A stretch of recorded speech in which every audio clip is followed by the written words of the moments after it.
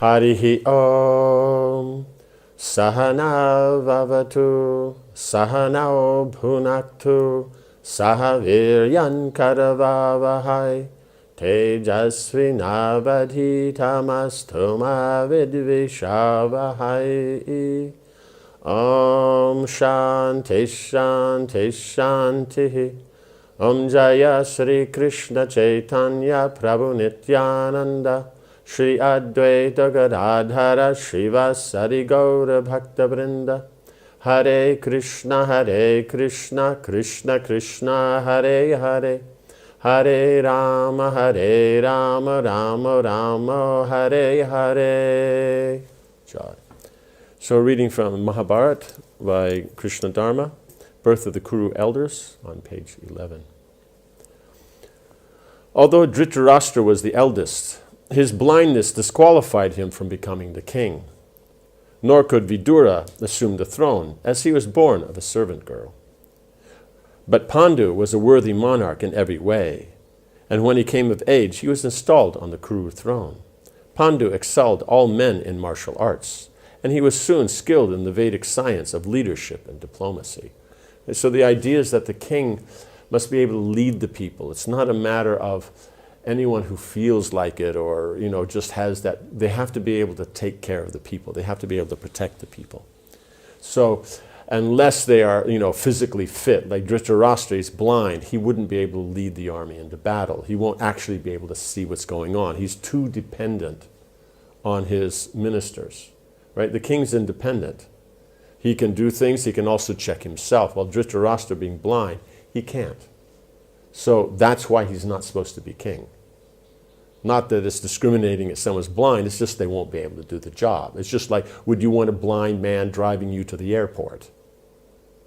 You can say, but he really, really wants to, it's been his life stream and all that, and so many people are getting in the way and creating so much difficulty for him and making him feel so bad, we should, please be kind and let him drive you to the airport.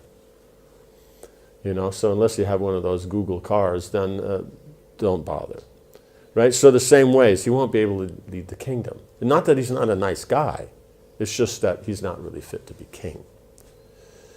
Then we have Vidura, because born of a servant girl, then the background and all that, he may not have those qualities to be able to push forward and do everything like that.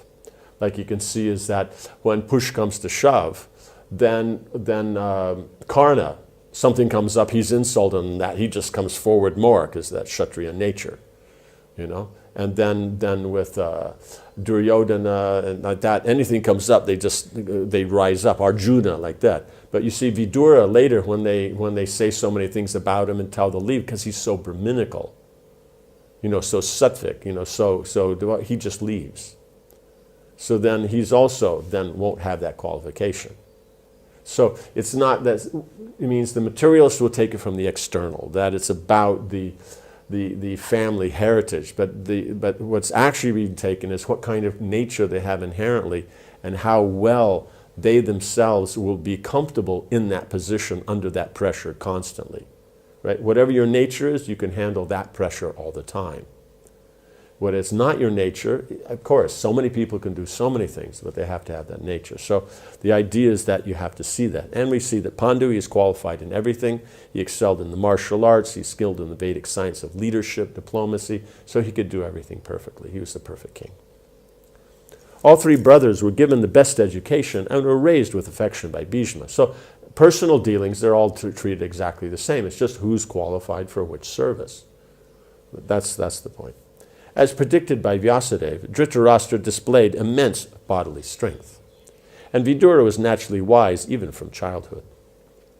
His devotion to religion and morality could not be matched by anyone, right? So he'll be perfect as an advisor, someone to set that example in this. But to run the kingdom, that's not what his business is, because you see, he would run it without all the standard politics. And the point is, since you're working in a political field, people tend to be political. So you have to be comfortable in that area. Now, if he's not responsible, he can deal. You see, he's from that background, so he can function in that background. So that's why you see with time, he'll become the prime minister. But at the same time, it's not what he would prefer to do. Right? When he reached maturity, even the learned Bhishma would seek his counsel. Right? Because Bhishma is the best at the time. He knows the best how to do everything and has the most experience. But he'll ask Vidura. Right? So that's an important, is that someone like Bhishma, even though he's the best, he's the most powerful Kshatriya that's there on the planet. He has the greatest experience from the greatest background, running the biggest kingdom and all that. He's doing it without attachment. So many good qualities. But still you must take advice. That's one important thing of leadership, is that you always have to take advice. Because you're going to see something, you're going to want to do something by your experience and everything, but others are also seeing other angles you may not be focusing on. Right? If you're focusing on, let's say, a particular arrangement, let's say an economic arrangement, you'll just look at that. Let someone also point out other aspects. Or you're looking at the personal aspect, and then they'll point out other aspects.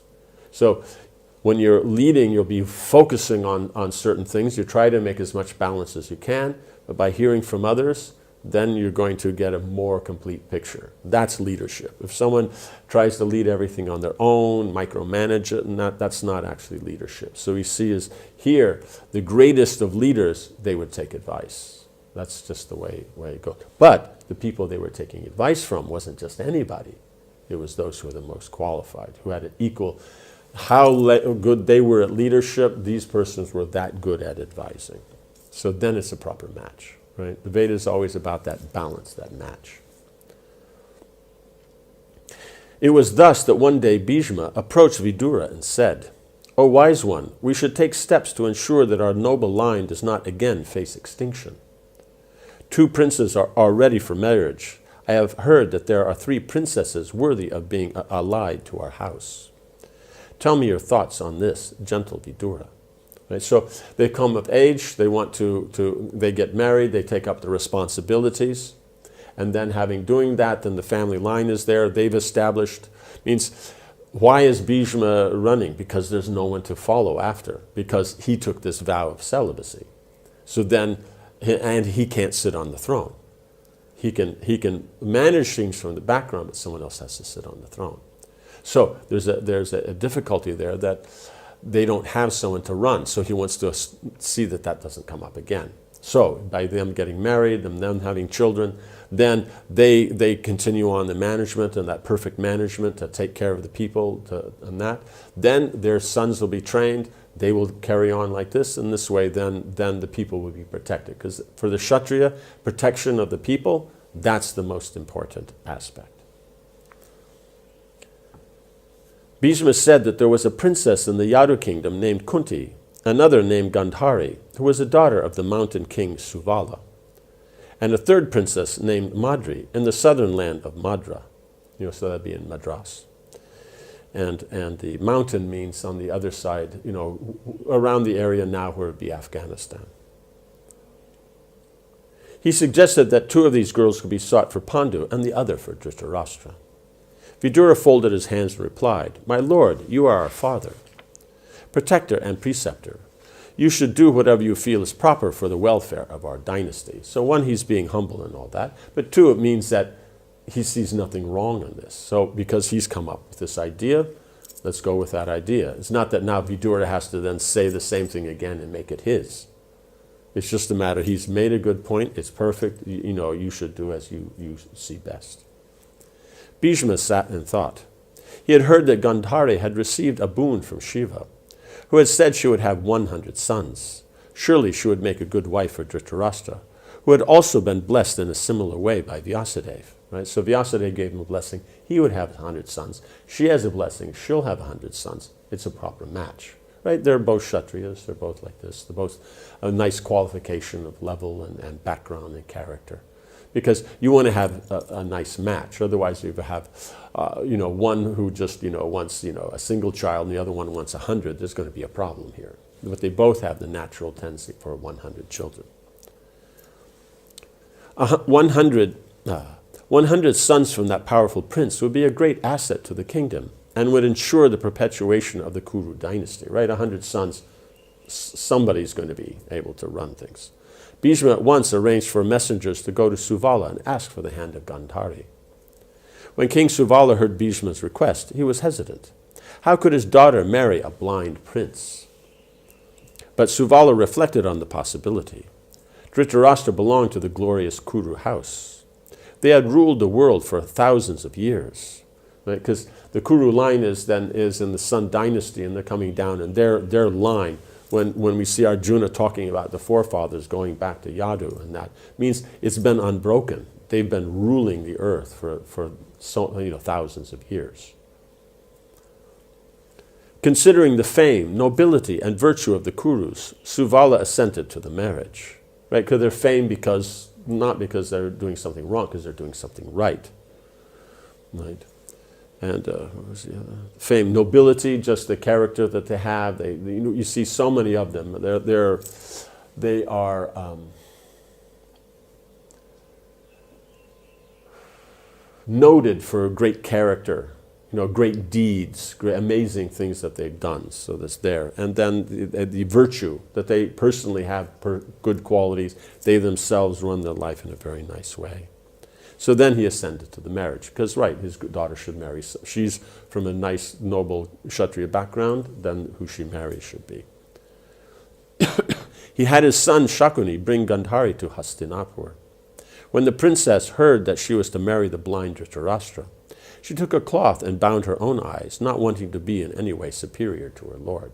So Gandhari, therefore, then wanted to see this is in that way. It's not a matter of, the girl has to be, less or anything. Girls want their husband to be stronger than them, in a better position, because then there's something to always strive for. There's something that so there's always that aspect of where they're trying to be better.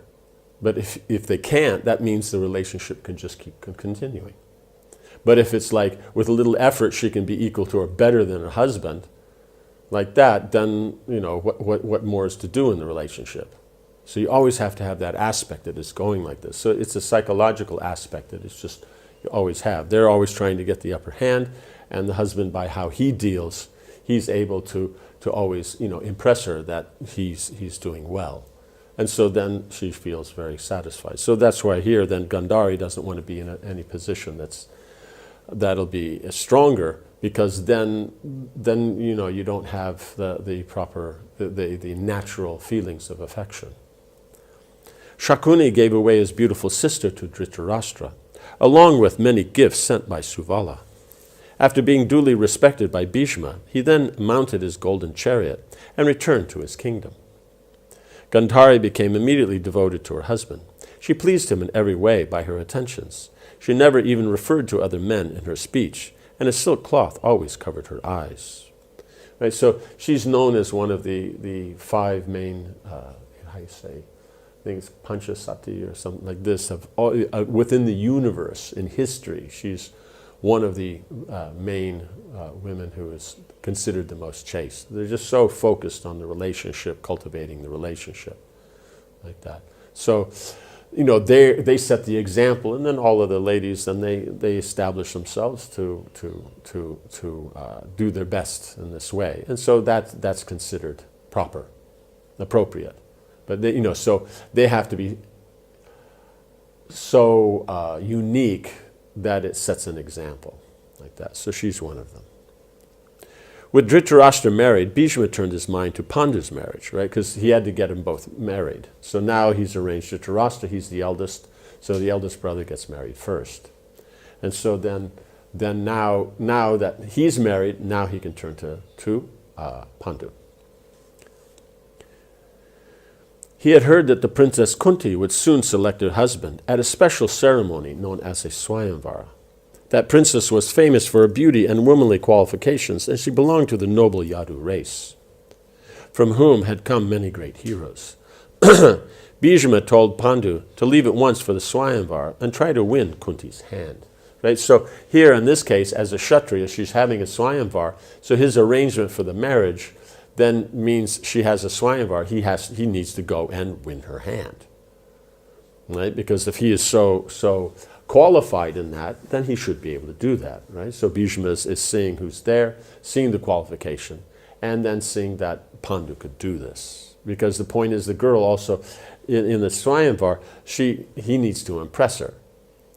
Right? Whatever's set as the challenge or whatever's the position, they need to impress. Because you're dealing with Kshatriya princess, she's very qualified, she knows what the standard is. Like you see Gandhari, she's trained, she knows the standard. And so she immediately then acts in that way. So in the same way with Kunti, she at the time was the most qualified girl for marriage in India, right? Because Gandhari is already married, like that. And so Kunti's the other one. So that means the whole of, just like you see Rukmini, everybody wanted to marry her, or Draupadi, everyone wanted to marry her. That means it's not just a regional thing, it's the whole, they all want to marry her. There's that qualification. So Kunti was of that kind of position. And so then someone of that position, they need someone to impress her. So then that's why the princes come forward and do their best.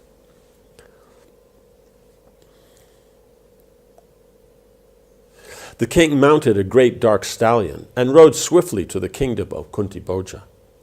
The father of Kunti, like a proud lion, he strode into the Swayamvar arena. When the many other kings assembled there saw Pandu, broad-chested and with eyes like a furious bull, they considered him to be a second Indra. He outshone all the other monarchs like the sun rising in the morning and obscuring the stars. When Kunti saw the powerful Hastinapur monarch gazing at her, her mind became agitated. There could be no one else for her. Trembling with emotion, she walked slowly towards him and shyly placed the nupital garland around his neck. Right? So they would check, means all of them would do whatever is the task, either just by being there or by we see with Arjuna, then there's some kind of task that's there.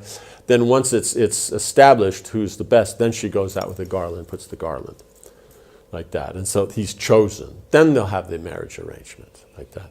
So we see here is then the leader of the Sun dynasty, and then the most qualified girl in the Moon dynasty, and then, yes.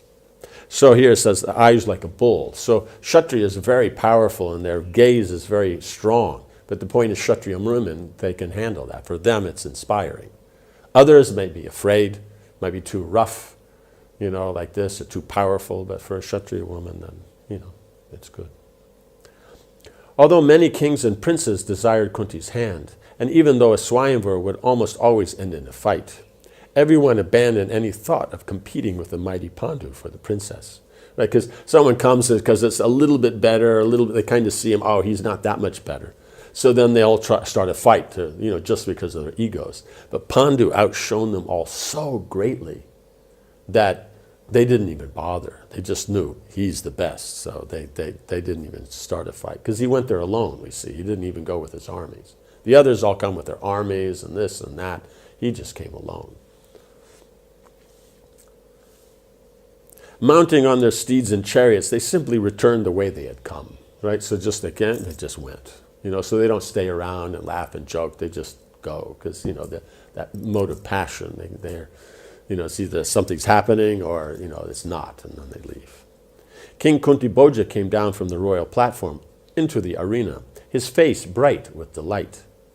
What better match was there for his daughter?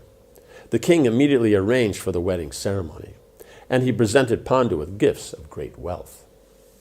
After a few days, the couple left for Hastinapur, accompanied by a large retinue bearing many colorful pennants that waved in the breeze. Right? So there's always that preliminary aspect where the boys there at the house, and then any preliminary things and all that are there. Then the marriage day is there. Then after the marriage, so they're there a few days before. Then they're married, and they stay a few days after marriage. Then after that, then they go back to the boys' house. So a marriage ceremony generally would be a week-long program. The preliminaries, the marriage, and then the days afterwards. And so in that way, then you would have, how you say? Yeah, you would have the families, can see like this, because it's one thing, the girl's part of the household, but once she's married, she's technically not part of the household. So now it's a whole different flavor that's there. And then now this boy is just a boy, but now he's actually a member of the family. So then now, does that make sense? So the boy becomes a member of the family, and the girl's now the member of his family. So there's a whole different flavor. So that's why then they would have these kind of arrangements. It's not just come in, have the ceremony, disappear, and it doesn't matter.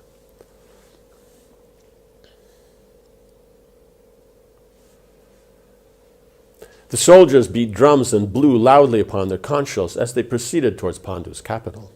Seated with Kunti upon a shining golden chariot and surrounded by Brahmins offering benedictions, Pandu entered Hastinapur in state. Right, so he came in as the king with all the royal things, but this is all coming from the father-in-law. He's arranged all this, right? Because then he wants to, means the son is on that level. He wants to show on this level, and at the same time, by this, how does his daughter come, right? Because if the father had given, she'd just ride back on the horse with Pandu. But so she's arranged all these things. So you see in these kind of arrangements where there's gifts at the wedding, they're actually for the benefit of the daughter, coming from the girl's father. But it's not that it doesn't have an effect in the overall, arrangements between themselves. That these things add to the possessions that are there in the kingdom and that, but it's actually for her benefit, for her glory. So then he comes in state with his girl, right? He just rode off on a horse. He comes back in state. So he sees, Bhishma was overjoyed to see Pandu married to the gentle and beautiful princess, right? Because he's already checked and thought this is the best princess. But he had to go there himself and establish himself, right? Because if someone else arranges, then that's nice. But for Kshatriyas, they have to establish, like we said, the girl wants to see the husband as something special. So he comes in himself. He impresses himself on his own merit. And so then that's the range. So it's a Kshatriya thing. Then you see then they have the Brahma rite where then the father gives away the girl and all that. But there's that initial having to impress. And once that's there, then you do the normal marriage ceremony. Bhishma was over to see Pandu married to the gentle and beautiful princess. But he also felt that the king needed another queen. Although Gandhari had received the benediction that she would bear 100 sons, Kunti had no such boon. Bhishma wanted to ensure that the virtuous monarch was blessed with powerful sons. He went personally to the kingdom of Madra to seek the hand of Madri for Pandu. She was under the protection of her brother, King Shalya. Right? So by having the kings themselves, by there being more wives, then you have the more sons, so you can see that the dynasty goes on, because there's always going to be different things. There's disease, there's war, there's different things like that.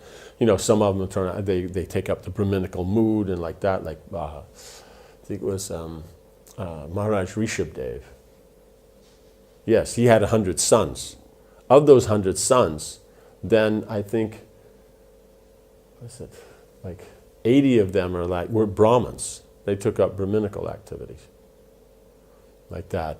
11 of them were Paramahamsas, so they were even beyond that. They're the 9 Yogendras. And then the balance, I think 11, they were Kshatriyas.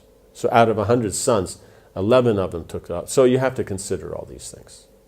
And so for the kings, then you have this. Also, you have the aspect, there's 2 wives, then one of them doesn't get too much control. And so then you get more of a balance. So then the affairs of the kingdom go on more smoothly and everything.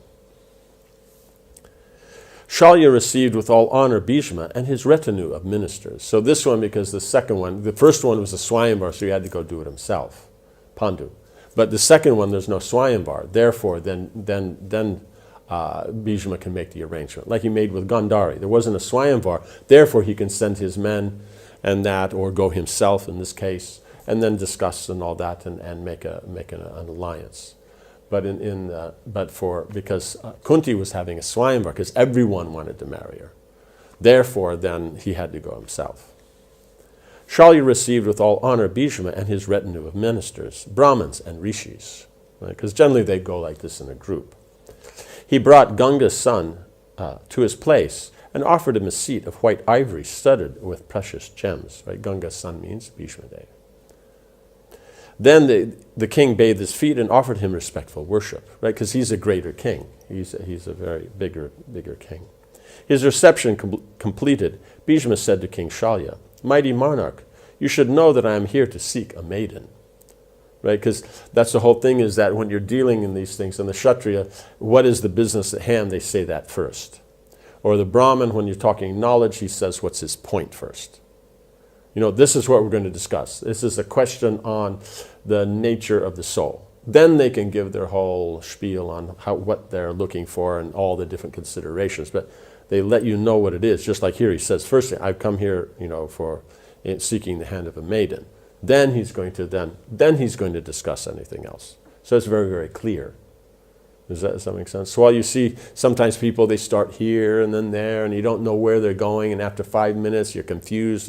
So Brahmin Kshatriyas were very, very clear what the practical point is or what the philosophical point. They'll say it, and then they'll deal. I have heard that you have an illustrious and chaste sister, and I would choose her for King Pandu. Please tell me if you approve of this arrangement. Right? So this is what it's about, so he knows what he's thinking about, so he doesn't have to be anything. Then he says that, I have heard that you have an illustrious chaste sister. Then he understands, okay, he's talking about my sister, like that. And then he says, then the connection with Maharaj Pandu, right? So then, okay, so the maiden, my sister, and for King Pandu, like that. And so now, do you approve of this? It's very straightforward, but you see very cultured. That's the thing in the Vedic, is you can be straightforward and be cultured. Kind of the modern concept, if you're straightforward, means you're gross, you're blunt, you're not considering the refinements of personal dealings. But you see, the Vedic was how to be straightforward and maintain culture. King Shalya replied that he would be greatly honored to be allied with the Kurus, right? Because they're the main leaders within the Sun dynasty. They've been the emperors. From what I understand, Madhuri is also Sun dynasty, like that. But they'll be lesser kings. There was, however, an ancient custom in his family that no girl could be given in marriage unless the suitor offered a tribute. Right? So that was, for them, this is, it has that element that it looks like it's an Asura marriage, where they're paying money for getting the girl. But this is not. This is a tribute to the family, that you're respecting them, because they are Kshatriyas, they have their position, and you're willing to respect them for their position, so that there's a tribute. And so then naturally, then the bigger the family that's approaching, the bigger the tribute, because they're going to show themselves, because they're a great family, another great family, so they have to have that proper connection. Bhishma had already heard of this custom, which dated back to the great Brahma himself. He had come prepared and replied to Shalya, there is no fault in this custom, and it has been approved by the self-bored creator, Lord Brahma.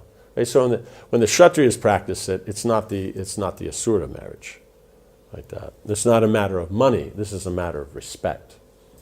Therefore, please accept the gifts that I have brought in exchange for the princess. Bhishma's men then carried in heaps of gold coins, pearls, corals, and gems of various colors, and set them before Shalya. Bhishma also presented the kings with hundreds of elephants, horses, and chariots. Shalya received all the wealth with delight, with a delighted heart, because that just means they value the girl. Right? So that means they're willing to give so much tribute and so much respect that means they're going to, they properly understand the position of the girl. That means they're respecting the family, they're respecting the girl, right? And so then it's a very nice thing. You can see here, it's all attitude. It's not the technique that's used, it's the attitude. He gave Madhuri to Bhishma, who soon returned to Hastinapur and performed the wedding ceremony, right? So then by this, she went back to Hastinapur. They had the wedding there, like that. Like you see, like also with Gandhari, she came to that place. So it depends on the arrangement. So that sometimes they go there, sometimes they come here.